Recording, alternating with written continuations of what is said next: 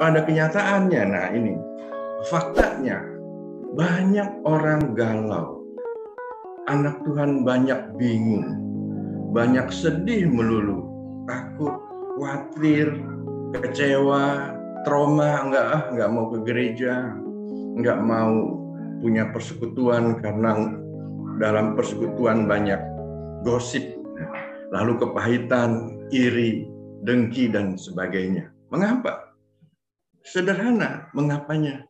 Hanya kurang sadar, kurang menyadari bahwa Tuhan hadir di setiap tempat dan waktu selama hidupnya sampai dia mati. Bahkan waktu mati pun dia hadir, Tuhan hadir. Nah, bahkan Tuhan tinggal dan ada di dalam dirinya. Jadi masalahnya hanya simpel, bahwa anak-anak Tuhan kurang menyadari bahwa Tuhan hadir di hati, di setiap tempat dan waktu, dan di dalam hati kita. Kita lihat firman Tuhan dalam Perjanjian Lama. Kita lihat Perjanjian Lama dulu. Di Mazmur 139 ayat 6 berkata, terlalu ajaib bagiku pengetahuan itu. Pengetahuan tentang Kristus itu, tentang Tuhan Yesus itu. Terlalu tinggi, tidak sanggup aku mencapainya. Kemana aku dapat pergi menjauhi rohmu? Kemana aku dapat lari dari hadapanmu? Jika aku mendaki ke langit, engkau di sana. Jika aku menaruh tempat tidurku di dunia orang mati, di situ pun engkau. Jika aku terbang dengan sayap fajar dan membuat kediaman di ujung laut, juga di sana tanganmu akan menuntun aku dan tangan kananmu memegang aku.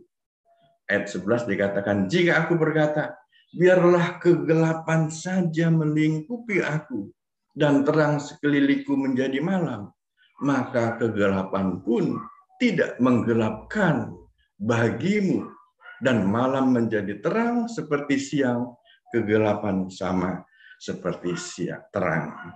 Artinya di tempat tertinggi pun terdapat Tuhan Yesus Kristus. Dia ada. Nah, ini masih bicara soal tempat. Seolah-olah Kristus ada di luar.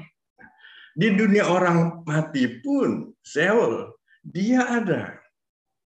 Nah, ini masih Perjanjian Lama. Lalu di dataran 4 penjuru angin, timur, barat, utara, selatan, dia ada. Dia maha hadir, omnipresent. Dan di kegelapan, pekat, dan terang benderang, dia ada. Tuhan selalu ada. Nah, lalu bagaimana dengan Perjanjian Baru? Nah, Perjanjian Baru sebenarnya Bapak Ibu sekalian yang setia, yang selalu mengikuti CCM, tidak pernah asing lagi mendengar firman Tuhan seperti ini.